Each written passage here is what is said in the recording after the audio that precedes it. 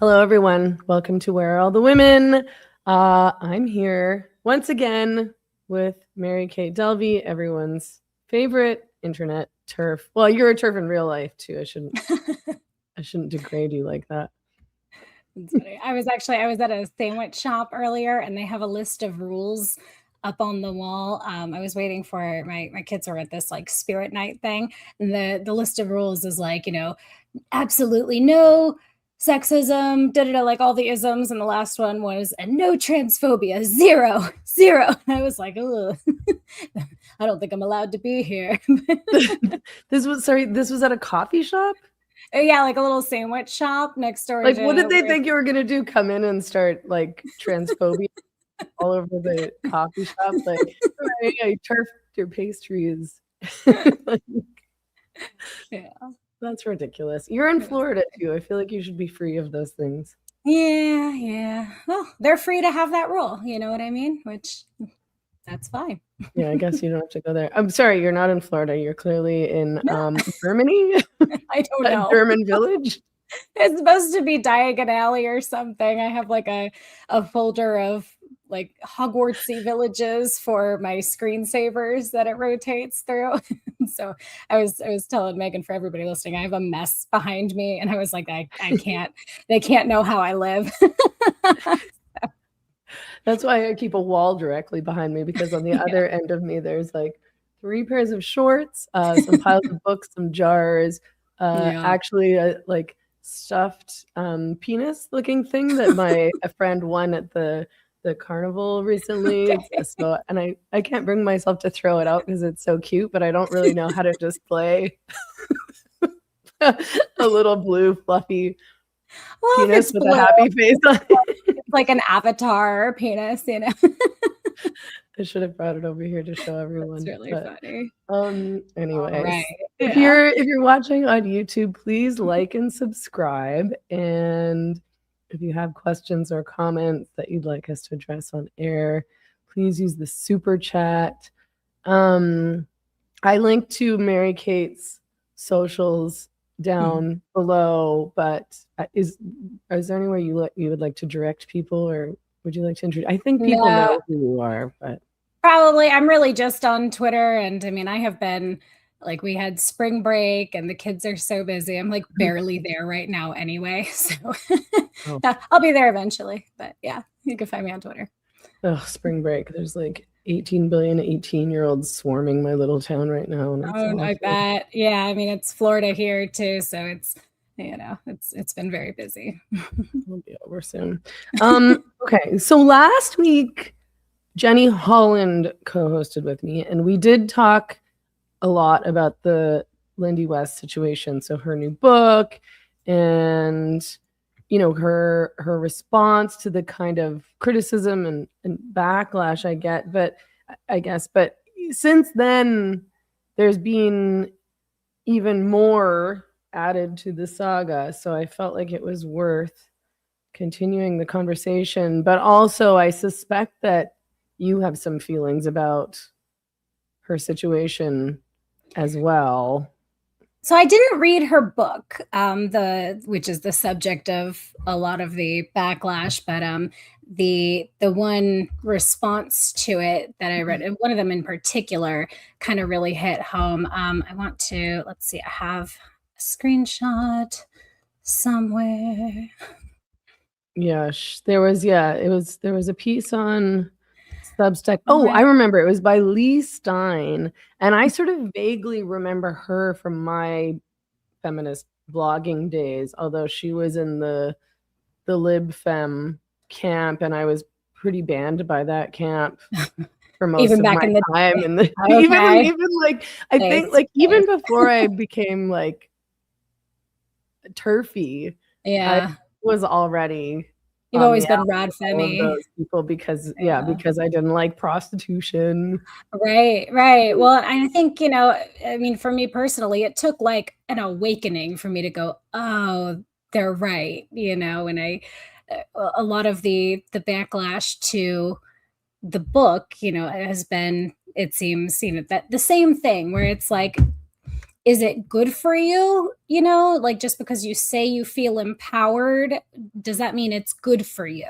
You know, is it actually good just because you know? And but the one quote, oh gosh, it was the second or third. Let me find the author's name so that I am quoting. The Lee Stein, yeah, where she said, this is a 300-page voyage of zero discoveries. It's an addiction memoir that doesn't end in sobriety. And like that really did hit home. And I feel like I haven't read the book, but I definitely feel like I get the gist of, you know, where she was in that journey. And that was tough to read that her related experience to that, because I feel like I've been in that kind of relationship where, you know, you decide like you have to quiet parts of yourself, you know, in order to fit what you think they want, you know, just so they won't leave. Anyway.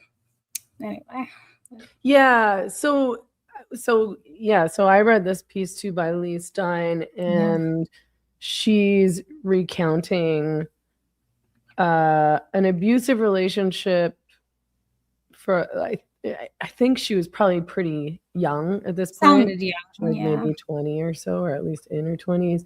I can't remember if the relationship actually became physically abusive or not, but he was, you know, he was emotionally abusive and told her that, you know, like he basically wasn't ready to be with just her, but in the meantime, all these hot girls wanted to have sex with him. And, you know, he really needed to explore that, but also she should stay and, you know, accommodate him. And I just, man, like I keep trying telling her mom she's crazy, you know, and she starts to believe, oh, I must be sick, you know, and abusing her. And then she leaves and he says, look how crazy you're being. Look, you know, like I've lived that. And what was the other thing? They had one car and it was stick shift, and he refused to teach her how to drive stick shift. You know, just these little emotional abuses that keep you trapped. Yeah, I've been in relationships like that as well, where it was like I was in a relationship literally where my partner wouldn't teach me how to learn to drive, because then I had to be dependent on him. And at the time I was living in a really isolated place. Most of my life I lived in Vancouver, but I did have a short stint of, you know, living on a little island, and yeah, other things like that where, you know, they're kind of purposely keeping you dependent on them and making you feel like you're crazy for not accepting obviously really abusive or terrible behaviors. It's, you know, like I'm trying really hard to not be a man hater, and I'm not a man hater. Like I genuinely love men. Like I have a lot of really close male friends who I love a lot. But at the same time, I read these stories and I read, you know, Lindy West's book, and I think about so many of my experiences with these guys who were essentially narcissists. I know that, you know, putting labels like that on people is not necessarily really helpful, but total gaslighting. And when you react with anger over somebody treating you like shit, they tell you that you're crazy and you're dramatic and you're overreacting, and, you know, like, I just, you know, why are you pressuring me? Like, why do you have all these demands of me? Like, let's just take this slow, and why are you forcing this commitment on me before I'm ready? But also they want you to still keep hanging around while they do what they want. And, you know, I think that in Lindy West's situation, I think everybody who read her book came out thinking that her partner was a big asshole, and he got really angry about that, which I find hilarious, because that's exactly what a narcissist would do. Like, oh, she's telling the truth and you're angry about that. You're angry that people are reacting in a completely reasonable way to the truth about what you did, which was a bunch of bad stuff. But yeah, I'm with you too. Oh, no, go ahead. Sorry, go ahead. No, you're good. I was just gonna say, like, so I read, so Sachi Cowell, I think that's how you say her name. She is like another, you know, third waver. These are all these like libfemi people. And so she wrote a profile of Lindy. She went to her house, wherever she lives, in the woods or something like that, and talked to her and wrote a profile of her. And it was quite reasonable and nice. It was probably much less critical than anything else that's been written about this situation. And she still got this super rude, aggressive, hostile email from Adam. Is that from the boyfriend, right? Yeah, who said that she had dehumanized him, and this is the guy who has 2 girlfriends, who convinced her to become a bisexual, polyamorous participant. And was it the boyfriend that's a they them now? Yeah, he's a they them, of course, because he's a narcissist. And said that Sachi was a shitty fucking person. And he wrote to her in this email, "You're a bitter, untalented, mean girl, and you should be absolutely ashamed of yourself. You fucking suck." Like, she didn't say anything bad about him even. She really just recounted the situation as it was and as Lindy had written. And then Roya, the woman that he's in a relationship with, also wrote her a really long email suggesting she needed therapy and called her anti-black because Adam is black, I guess. So any possible negative feeling you might have about him is clearly racist. Right. There's a lot of that. Yeah. So yeah. I mean, I'm with you on I love men. I have lots of men in my life. I think, my dad especially, I consider him like a good man, and I think there are a lot of them, but it's like that meme, where it's like whenever somebody says it's not all men and the lady's yelling, well, it was one of you. It's like, it is.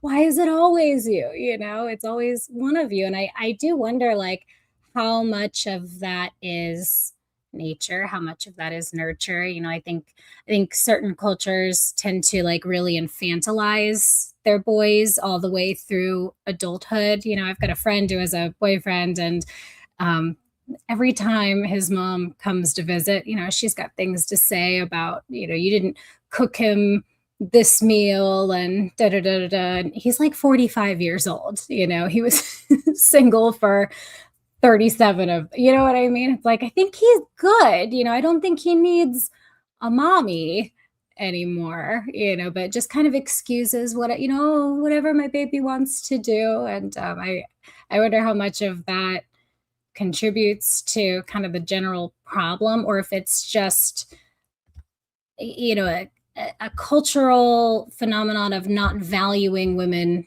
because he clearly, that Adamo, or however you say his name, he doesn't value his girlfriend. He needs more, and is comfortable pushing her out of her sexual comfort zone for what he wants. I mean, I just, I don't know. I feel like narcissism that's like a pathology, right? But I don't think everyone with the narcissistic behaviors is a pathological narcissist. I think we have a culture of narcissism, in a lot of the West, to be honest with, whatever's good for you. Does it make you feel good? Well, then that's the best thing. It doesn't matter about anybody else. It's, whatever's, you get that, you do it. Yes, queen, and all that. Yeah, I think that's a good way to describe it, because I just looked and it's Aham, so I got it wrong. Sorry. I was like, Adam? But anyway, everybody knows who we're talking about. I don't want to apply this label on people as this is your pathology, you're a sociopath, you're a psychopath, right, you're a narcissist. But the behaviors are the behavior of a narcissist, and it's selfish, and it's manipulative, and it's using someone to get everything that you want out of them without consideration for the impacts on that person. Right. And I just, she she says, well, Sachi writes in this profile, so I'm assuming that it was a quote that she took from this visit that she had with her. And Lindy says, "We've never stopped being very close and loving each other very hard." She's talking about when she found out that he was seeing these two women at the time secretly. There were two women that he was seeing for a while, and then I guess he just settled on one of the other women. But he'd leave for hours, then he would come back and he'd be drunk. She called Aham's behavior chaos a number of times and admitted that she had acquiesced to his chaos before they were even married, and explains that she was willing to initially look away while he dated around, but was resentful of having to keep it a secret in the first place. And then says, "I'm not trying to do Aham PR, or I always am, but it was just like he couldn't be relied upon. I didn't know where he was, and then he was angry at me for asking." And she was obviously really angry about this and says, "I was indignant, like, I'm a really good wife. Why are you doing this?" Yeah. And which is a reasonable question, I think. Yeah, I don't know. It sort of makes me feel this is where I'm like, I'm sounding like a man hater again, where I'm sort of like, the internet discourse right now about men and women is very much that women think that they're so great that they don't need a man anymore. Would be the manosphere framing. And they're all going to end up these lonely, bitter cat ladies, and they're so stupid. Whereas I think the women are seeing it like, I don't really need to put up with this shit anymore. And I think my life is nicer without a shitty man who does this shit to me. Like, I don't need a husband anymore, actually. And it's not the same thing as saying we don't need men in society, or that men are useless or all bad. That's not true at all. But you don't have to get married to survive as a woman. And a lot of these women are just like, I don't think I want to do this. Right. No, I totally agree with you. I mean, I have... after my last divorce, sometimes I'm just at home and I'm like, it's so quiet, and there's never been a hole punched through my wall here. It's like, oh, this is, like, it is quiet sometimes, and I do have too many pets, and it's not that I don't enjoy company or that I don't, enjoy men, but like, is that worth it again? Like, I think especially when you've been through it, you're like, oh, no, I don't I don't have to have that anymore. I can make, I think it is harder, obviously, when you don't have two incomes, yada, yada, but it's emotionally easier for me to have just quiet and not have someone, cornering me. That's not worth it anymore. Yeah. And even just the compromising aspect of it, which, I think that's probably, so I hear, a big part of being in a relationship. Yeah. I'm not that great at compromising, so that's why I laugh when I say that. And I'm not, I was like, my relationships have never become marriage, although I never particularly wanted them to. But, I'm sure some manosphere man will pipe up and say, well, that's why none of your relationships lasted. And it's like, well, maybe, but I don't think I wanted to compromise on like a man smoking crack or trying to choke me. No. So no, I don't guess think you should. That's why my relationships yeah. last. Well, and now we're kind of living in an age where any poor behavior can be excused away or diagnosed away as, oh, well, I can't help it. I have this, or, this is, if you don't accept me the way that I am, and I think that a certain amount of personal growth for compromise is expected in a healthy person, if you want to be in a relationship. Really, if you want to interact with people at all, but there's a line. And I think that too many people accept too much boundary crossing of what is and what isn't an appropriate thing, to be asked to compromise with. Yes. Like I would not compromise with my husband having a girlfriend and, me being expected to join it, like I don't think, especially if you marry, I mean, I come from a Catholic background, so I don't know if, what their idea of marriage was, but it's, I would think that getting married would be an understanding, like it's you and me for till death do it. It's not you, me, and Roya or whatever her name was. Yeah, Roya. Yeah, I mean, that for sure would be a line for me. Right. I do not want to be in an open relationship, i.e. a relationship where you get to sleep with or date whoever you want. That works for some people. I know of some people it works for them.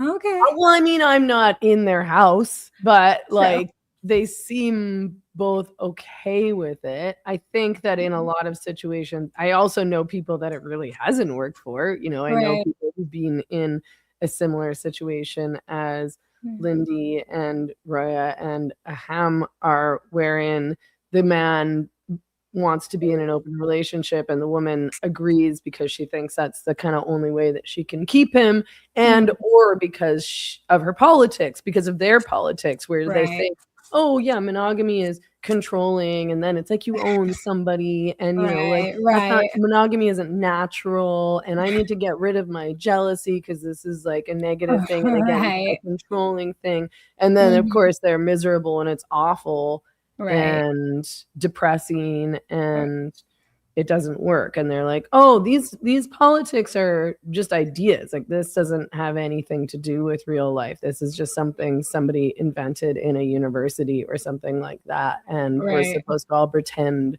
that this works. I mean, I guess I haven't done enough of the academia homework to know where did that start, but if I had to guess, it sounds like a man started it more than a woman, like, oh, I should be, it's like every cult leader ever, like, well, actually, if you really love someone, you'll let them have as much sex with, whoever they want.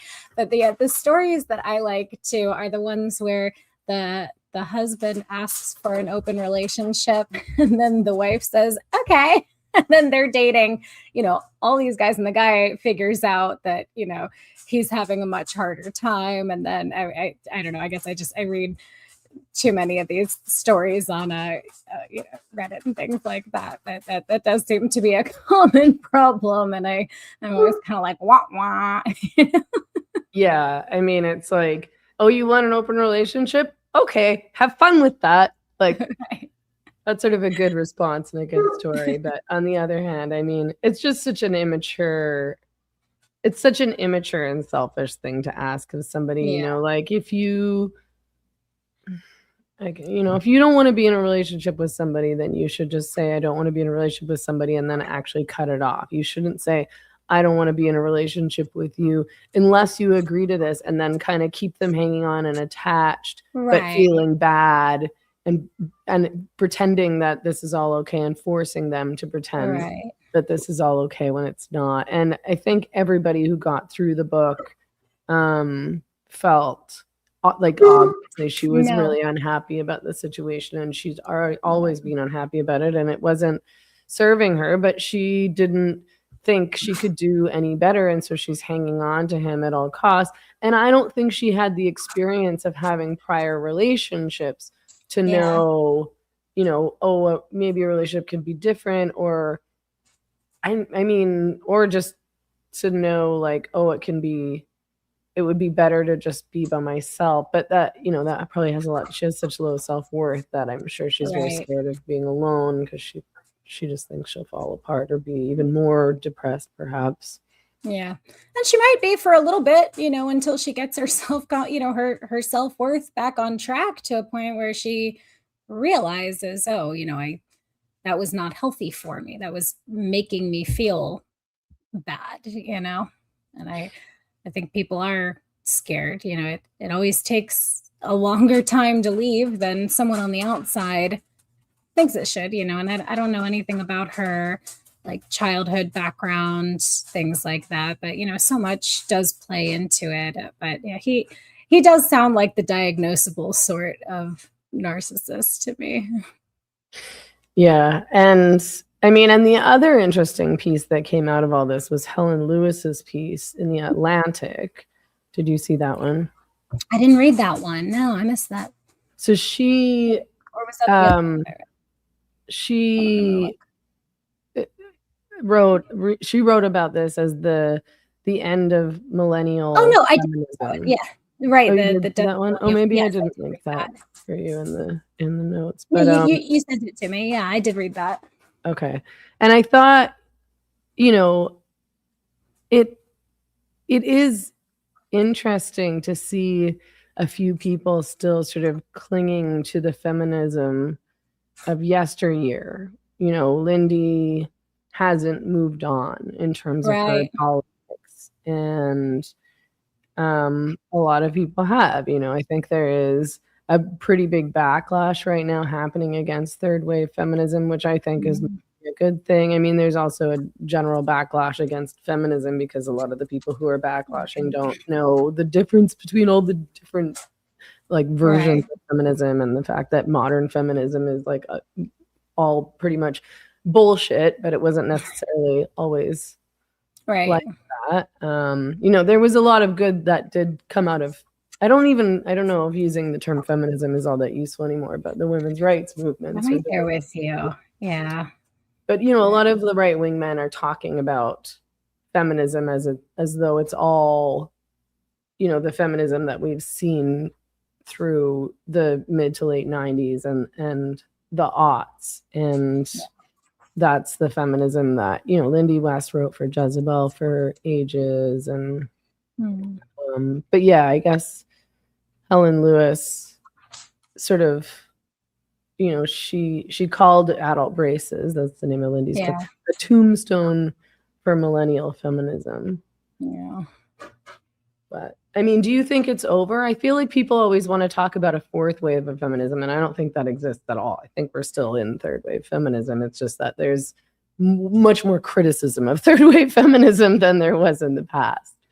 I have such a hard time calling kind of the, you know, what would be called third wave feminism in general, just because I think so much of it, I think it was actual feminism, you know, being things that are, you know, freedoms and things that are good for women being hijacked by, you know, corporate and top down, whether it's ideas or organizations, you know, to co-opt it, because I just don't see most of the ideas anymore as actually being good for women, you know, like the pushing of, you know, sell yourself and, you know, expose yourself, just so, you know, the what was it that Lindy was in the, not the body positive, that turned into, you know, it's health at any size, when, you know, it's clearly not. And she felt like she couldn't, she said when she was feeling better, she was eating better and getting smaller, but felt like she couldn't because she had to be this role model of, you know, shrill and fat and happy about it. I guess I just don't see a lot of those ideas as being feminism, because they're not good for women, you know, or they weren't really framed deeply enough, you know. I guess I don't know what do you think came out of it that could be, you know, considered beneficial and like a tenet that we could take with us into, if there is fourth wave feminism? What do you see being brought with us from third wave? I don't know if there is any, because I feel like a lot of what I would say, oh, well, this was okay, or this is useful, is actually something that came out of second wave feminism. Like if you think about women being able to speak openly about abuse and sexual assault and things like that, but that's something that they fought for in the second wave, to you know, and to do things like criminalize marital rape and talk openly about domestic abuse that happens in marriages and things like that. And I guess you could say the third wave advanced it, but then they also advanced it into Me Too, where they started calling like every single little thing that a man did that they didn't like sexual assault or abuse or something like that. So was it all that useful? Right. Well, and then, promoting pornography, and then in turn promoting like BDSM, everything. And now we've got, very young women who are getting into being sexually active, and they're, reporting anal tears and, being choked. Like, I don't know what about it. I guess I'll have to think about it some more, but I don't know what about it I'd want to bring with us. So I just don't consider it feminism. If I guess I like Kelly Keene's word feminism better than feminism, just because I'm at that point where I'm like, is this good for females, female people? And I think you're right. The word feminism has kind of been corrupted into this, like a vice on society, right? Like, like gambling or drugs, the things that are ruining society. And I think a lot of men blame feminism for men's problems. It's like how single moms are blamed for the behavior of young men, and they're not talking about the fathers who left. Why is she a single mom? Right. What happened there? She's there. I don't think that many women are really desiring to be single moms. Obviously, some women choose it. Right. But a lot of women are single moms because the dad chose not to be around. Right. Oh, sorry. Hold on one second. My dogs are. Give me. No problem. If anyone has any questions or comments, again, please use the super chat. If you are watching on YouTube, of course, please like and subscribe. And somebody asked about my gay and retarded shirt, and I put a link down below on YouTube. But again, if you're watching somewhere else, like on X, for example, or if you're listening, you can find it if you go to my website at meganmurphy.ca and click the shop tab. I quite enjoy it. And you might as well. Sorry. That's sorry. Okay. Your doggies. Okay. Yeah. Well, you're too many pets. It's not a cat. Not a cat. We've got the new dog that I was fostering, and he and Goose, my other boy dog, are in this, like, now that Bo is not like starving and frail anymore, they've kind of started trying to be like, I'm the alpha male dog. And he's like, no, I am. And I'm like, actually, you're both dogs, and I'm in charge here. So, I'm the alpha dog. Right. Actually, I'm the leader of the pack. Yeah, I mean, and like I just everything that I ever criticized about third wave feminism since I started writing about it in 2010, basically, just got worse. Like, right. Like, it's like now what we have is OnlyFans, and all young women just think that's a normal thing to do on the side. And I am just appalled. Even if you're just like, oh, I'm gonna just sell like feet pics or whatever, I'm like, that's still weird and degrading and like gross. Like, you're still selling a part of your body to men to jack. Like, why are you guys so okay with pornography and just selling off your body parts to random strangers on the internet? And then the other side of that is the manosphere guys who are talking about how all these like OnlyFans girls are I mean, they're blaming the OnlyFans girls for the porn problem. Like, they'll say like, well, men wouldn't be watching all this porn if these women weren't making it. And I'm like, they're not the ones buying it. Yeah. Well, I mean, for your first part, I can tell you, part of the brainwashing for me is like, it's, they're the suckers, they're the ones spending money, blah, blah, blah. And you are the one benefiting because you're making money, but you, without looking deeper at, this is literally, commodifying and selling other women too, and just I swear to God. So sorry. Did we understand that, do you think? I'm like at the end of my rope this week. But, yeah. Yeah, like I think, because they aren't just, it's not just about them. Okay, so you're just doing your thing on OnlyFans and you're making a bunch of money. So what do you care? It's just my business. I can make money however I want. It's like you're still promoting OnlyFans, the platform of pornography that is full of prostitution and pornography and has had trafficking victims on it. I'm sure there's plenty of sexual abuse and rape and stalking and harassment and assault and all sorts of stuff that happens on there. You're normalizing this for everyone. You're normalizing this for teenage girls and teenage boys. It's really like, if you want to think about the ethical implications of what you're doing, I think you do also have to think about the messaging of, what message you're sending and what you're contributing to. And of course, we're not all perfect, but you can make a choice to not sell pornography on the internet. That's not that hard of a choice to make if you do have the choice. Like if you're just a regular middle-class chick, you don't have to sell porn on the internet. You can do a lot of other things. Right.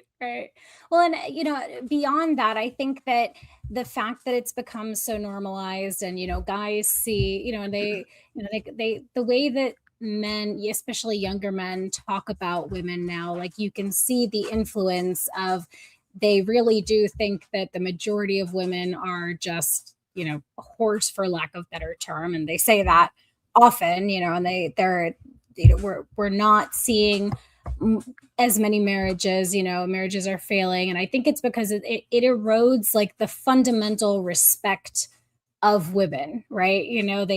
They are trained from a young age to see women as objects, whereas if that's not available, you're not conditioning your brain in that way. And I think more men than want to admit have some level of addiction to pornography. And I think that it's probably a whole rabbit hole we could go into on another day, but it's it's a pimp service, right? Like all the staff above them and the CEO, they take a cut to pimp out women. Like it's not really different, other than they've made it so that they're like the frog in the pot. They've convinced women this is good for you. Don't you feel so free, and you're a girl boss and you feel so empowered. Like that's I think the worst thing to come out of the third wave OnlyFans promotion is just this idea that now we're at a point where we're not only trying to convince men of humanity versus objectification, we have to convince women too, right? Because they're growing up seeing it left and right. It's very frustrating. Yeah, I think you're right. I think a lot of men now do see women as, you're all a bunch of sluts. You're all sleeping around all the time with whoever, this whole weird conversation and obsession with body count that happens online. But I've heard, men say as much like, oh, well, I know how you women are. Like, I see what goes on. And to be fair, this is what those women are advertising. I don't think it's necessarily true, because most women that I know who've been in porn and prostitution don't like having sex with men because they've had all these horrible, gross experiences with men in the sex industry, and they're completely turned off by the whole idea of sleeping with or being in a relationship with a man. Right. Yeah, I agree with that. And then, so this is the other thing that they've been trying to push, and I've responded to this on X today, but that what is this Brian guy who runs that horrible, stupid whatever show where he just constantly has all these OnlyFans. The podcast bro guy. Yeah. Yes. Yeah, his name is, what is it? Brian Atlas. And so he says, this is something, that these manosphere people have really been trying to push. Like, essentially, like, the man is the victim of the OnlyFans chicks. And so he says, my main criticism of OnlyFans and similar sites isn't the nudity. Of course it's not. Of course, because you like that part. Though this line of attack is valid. It's that millions of women are essentially running what amounts to a romance scam, wholesale fraud. Beyond that, most OnlyFans girls have a typer/chatter, typically male or now AI. This is true. A lot of these OnlyFans chicks have like guys from Indonesia or India or whatever chatting with these men on their That's behalf. really funny. It is hilarious. You don't have to. They've outsourced. Sorry. Like some guy in India who's like sexting with you, and you think you're having these sexy chats with these sexy ladies on OnlyFans or on their Instagram or wherever it's happening. So they feel victimized, the men now? Well, they've been lied to. They've been deceived. No. So the rest of the post, he says, if you claim the men get to talk to you for money, but it's actually someone else, that's misrepresentation and fraud. I hope he sues all these OnlyFans whores. Porn production has its defenders, but the intentional creation of fake relationships for profit is undeniably wrong. The scam/fraud aspect is completely indefensible. I find this very funny, personally. I do too. I mean,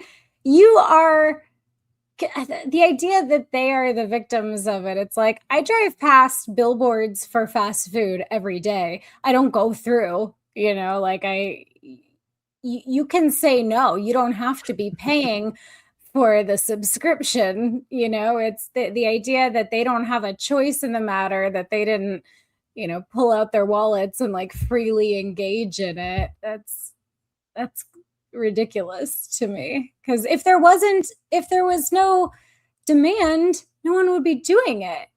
Like it was some crazy percentage, that people were reporting on that of women who are joining, or in a certain age bracket that have joined OnlyFans, but they didn't report on how many men, percentage-wise in the population, are subscribing and are paying for it, which I don't know. The idea that women are responsible for what men are creating as a demand, it doesn't sit right. Because the thing that I hear a lot from the manosphere is women don't take any accountability, or it's like the big joke, nobody can refuse to take accountability like a woman. But I see it on both sides. I don't think it's a transaction, right? It shouldn't be, but it is. It's not like anyone's making them do this. But that's really funny though, and I kind of hope that lawsuits happen, and just because it'd be really funny to watch, It would be funny. Yeah, that's the retort from men is, oh well, women aren't accountable for what they do, and I'm like, they are, and I criticize those women as well. They assume or tell me that I'm only criticizing men who are using pornography, but why aren't you criticizing the women who are making the porn? And it's like, well, I've been telling women that they shouldn't do porn for a very long time now, and that it's an unethical thing for them to do, unless, of course, they have been for. I mean, a lot of pre-OnlyFans, like most of the women who were doing porn, I think, had been, groomed. There still are tons of women who've been trafficked into pornography. A lot, if not all of these women have a history of abuse. A lot of them are addicted. It's really a bad situation what most of those women and girls have and are experiencing in pornography. But I do buy that in the case of OnlyFans, some of those women are just making an empowered choice, in which case, yes, you are doing something unethical. Right. But yeah, like, it's like, okay, how can you with a straight face say, well, women are never accountable for anything they do, when you're blaming women for your porn use? You don't have to use it. You don't have to look at it. You can go do something. You don't have to jack off to that. You don't have to start an OnlyFans account. Like, yeah. Why don't you go to the gym? Why don't you go to work? Why don't you like learn a skill? Yeah, go to the gym, go work out. Right. Good use of your time. And to call it like a romance scam or romance fraud, I'm like, is this what you think romance is? Like, I very much doubt that there's anything romantic about whatever you're chatting with these OnlyFans. Right. Right. Well, and then beyond that, these men are probably bringing those expectations and attitudes to any women that they meet in real life, you know, where, you know, it's got to be this right away and this is the thing that I'm into, and you know what I mean? Like I see it entirely as a net negative on society and the culture in general. Like I don't see men and women's relationship with each other on the whole getting better because of any of it. I think we're seeing. I think what was the author of the Death of Millennial Feminism? Helen Lewis. She mentioned something about, you know, people are leaving these things behind, you know, and I think there's a certain element of truth to that. I think people are talking more about the effects of these things, but I also just see it pushed so much still, you know, like I used to have the YouTube premium, and so I didn't have to see the ads. I have been without it for a few months now, and like on the way to school, my kids and I like to watch the Y-Files, the like, you know, aliens and conspiracy show, and some of the ads that come on there, they're raunchy, you know, where it'll be a game, but you know, I don't understand how that is allowed to be normalized everywhere, you know, whereas, you know, the women who we were talking about, you know, pre OnlyFans days, you know, it was, you know, largely still something that was considered shameful, you know, whether it was for men watching it or women participating. But I'm seeing so much now, like to the point where it's creeping in when I'm watching something with my kids, you know. I don't think that should be that normalized. I think it should be something separate from kind of non-degenerate society, you know. Yeah, which it was prior to like very recently. Yeah, I don't know. Because yeah, you had to go to a porn shop, like a video store, or like you had to buy a magazine from behind the counter that was wrapped in plastic or whatever. And now it's, I mean, no wonder these guys think that all women are whores, because they go on Instagram and all their whole algorithm is full of porn stars because they watch porn too much. And so that's what their algorithm is. And then all these girls, or, you know, just like sexualized women, like women who are thoughting themselves on the internet and then linking to their OnlyFans and their profiles. And I mean, if that's what you surround yourself with, same thing with the dating apps. There's tons of women on the dating apps who are just trying to get men to, you know, follow through to their OnlyFans. Oh, I believe that. Yeah. So they're like, all these women are just a bunch of whores. And it's like, why don't you get this out of your algorithm or get this out of your life? Like, why are you on Instagram anyway? Right. Like, what's a man doing on Instagram? I don't have a problem with them being on Instagram, but I think you're right. And what I think, are they doing there? Well, they're looking at that. They're looking at, you know, the what is it? Thought topic, you know. Like, how can you do that? How can you make that choice and then complain about it?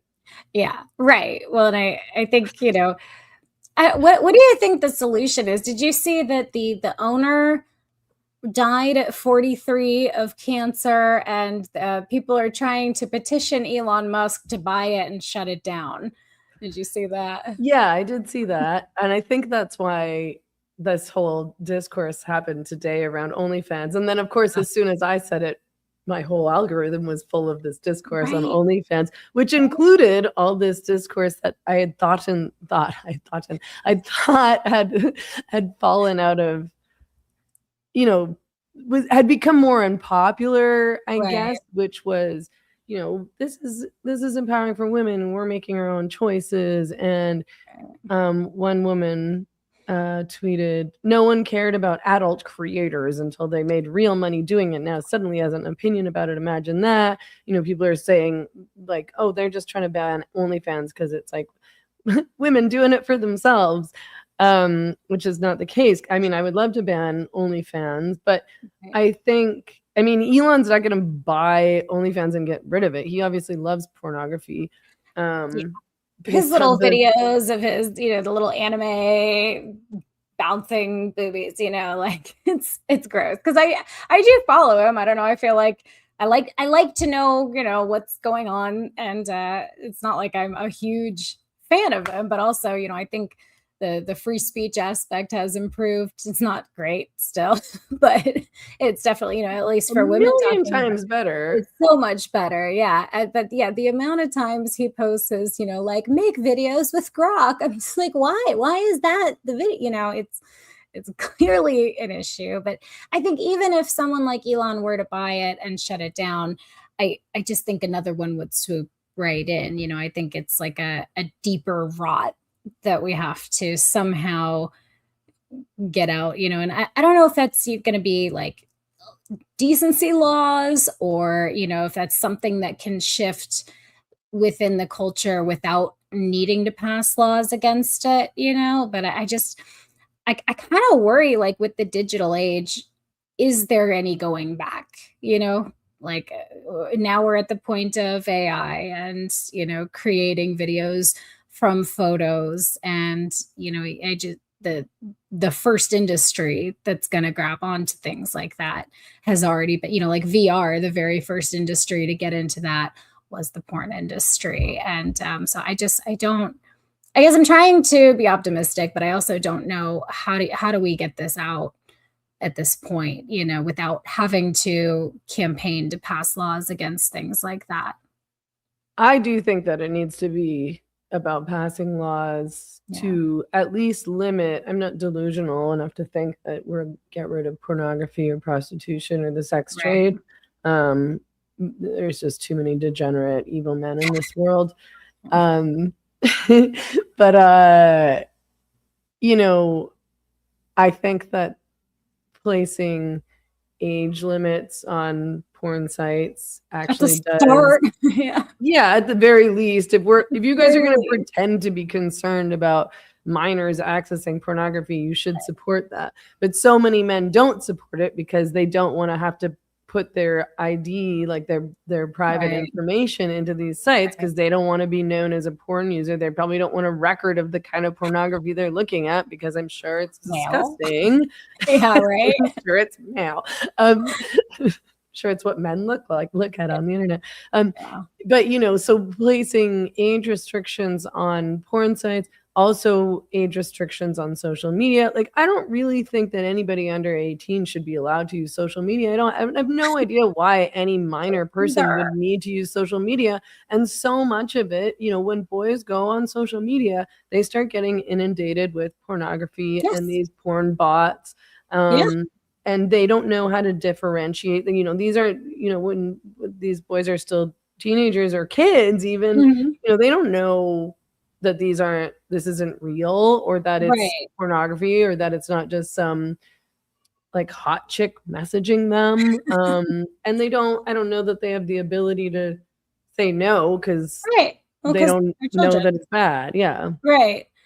Well, and just beyond that, I think with like I do a lot of reading of the Troons message boards and stuff, and the amount of them that talk about starting at a very young age, like 8, 9, between 8 and 14, where it's like, I don't know why they have unfettered internet, unsupervised internet access. Like, I don't, but it is so insidious, to the point where it's like, even when I'm with my kids, there's ads for things where I'm like, this is, it'll be like a game, and they're saying, oh, make me your girlfriend, you know what I mean? Or like, I don't even know, do we need do we just need ID checks for anyone using the internet at all? Like, I wouldn't necessarily be against that, but then it brings into just the whole Big Brother thing. And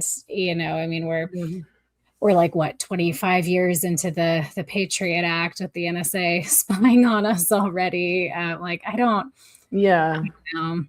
I mean, obviously, I don't like the idea of, attaching my ID to everything I do and look at on the internet. But I mean, I'm sure they could already figure that out if they wanted to. Everything's been tracked already, like you say. I mean, not just age limits on social. I mean, I have no idea why these kids are being allowed to use these AI bots, or use these social media sites or why they're allowed to go online unsupervised, Right. so on and so forth. But then I think beyond that, I mean, of course, I've said this a billion times, but I think pornography should be banned from social media. Like, I think that Yeah. pornography should not be allowed on sites like Instagram and X Yeah. and Facebook, partly Oh, it's because there's bad on minors there. Twitter. Oh But, my this isn't a porn site. Like, if you want to Right. go look at porn, go find a porn site. Is that hard? Right. No, it's not. It's and I'm right there with you. I don't think we're going to root it out entirely, at least not in our lifetime. But, I don't think you should be able to advertise it on, general places. Like, I learned my lesson with my daughter because I didn't think Pinterest was a hub for things. I thought Pinterest, I always thought of it as being like, that's where I look for paint colors and, like home organization. Like, I did not think about it. And so, I would let her go on Pinterest, and just so quickly the amount of stuff that got pushed, and she really liked Pokemon. But like, if you search for that, you very quickly get like the pornified fan art stuff. I mean, and it's just there, and stuff that's tagged with things that are meant for kids. Like Pokemon, they slip through the child filter, the adult filter for things. So it's like a disease now where they're just being everywhere. And I'm such a nut now with them about, they've got friends who are on TikTok, and every time I hear that, I'm like, why are you letting your kids on TikTok? Like, don't do that. No, it's so dangerous, and there's It's so so much bad. gross I mean, stuff on there. I mean, what are right. you I mean, thinking? so much, not just the one issue. It's like, you've got kids pretending to have, like all these different identity, all these different like, I don't know. It just feels like rot. It feels like extreme cultural rot. And like we're watching the decline, unfortunately, until something happens. And I don't know. I hope I'm just paranoid, but I feel like I've had this like, something's gonna happen, it's not gonna be good Everything's gonna kind of fall feeling. apart. Yeah, like, like we're just kind of living in a declining empire, and I'm worried there's gonna be I don't know. I think revolution will be good. I don't think it's gonna happen, but I don't know. I'm just nervous about everything lately. Yeah, I mean, who knows what the future holds, but right now it seems to be hurtling downwards at a very fast rate. does. Just, I mean, at least in terms of what's happening in terms of like new technologies and AI and these people, especially young people, again, getting into what they consider to be relationships with AI and the unfettered porn access and the fact that kids are not really going out, and there's all these young people who are just spending all of their time online, learning garbage about the world, learning lies and learning really toxic stuff and are And not it's out hard to having know relationships. like what is real anymore, Like, I feel like how I have a hard time myself, like you'll see an article and be like, "Oh my God," and then you do some digging and you're like, "Oh, that was, either that was AI or, actual fake news." But like, how do kids have a chance to figure out what is and what isn't?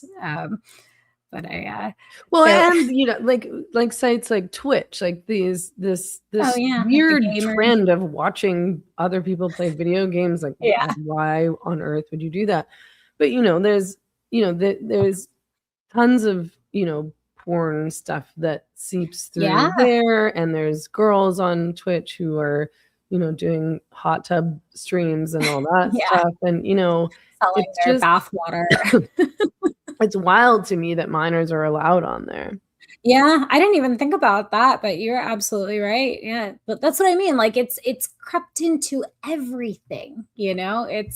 I think unfortunately we are at a point where that has become part of Western culture, and we have to have like beyond catching up with laws and things. I think we're going to need cultural revolution of some sort, like shifting values. And I'm not saying that we need to shift values back to, 1920 or whatever. But, I think that some shame for everybody would be healthy all around, like I think there's such a lack of it in so many different aspects. And with kids being online all the time, and I guess I will just say as a mom, it's it feels like a scarier world. Like we live in a very good neighborhood now, but when I lived in like a big city and we lived in like the hood, people would get murdered on the corner. Like I didn't let my kids outside because why would I? Like someone was trying to break in my car at least once a month, like it was scary. And so I'm grateful that now we live somewhere where, it's a nice neighborhood. I can let my kids, go out and play till it gets dark, yada, yada. But I just think that it's become an easy crutch, especially post COVID too. Like I never played video games until COVID. And like at that point, it was like a way to do something socially with people that I knew, like we'd do a Zoom call and play a game, because we couldn't do anything together. But I don't know if we could get back to, a higher trust society. I don't know. I don't know. How do you convince the people that are the problem? And that's a whole other conversation to get into. But I mean, yeah, I think that it's very disturbing that using pornography and making pornography is no longer a source of shame for a lot of people. Although I do think that women down the line will regret it. Like I think that a lot of women who are producing pornography when they're, 19 or 20 will look back at that when they're in their 30s or 40s and be ashamed and embarrassed about it because it's just on the internet, I do. Yeah. And these videos of them that they can't take back, Right. So yeah. But the fact permanent. The internet is permanent. Yeah.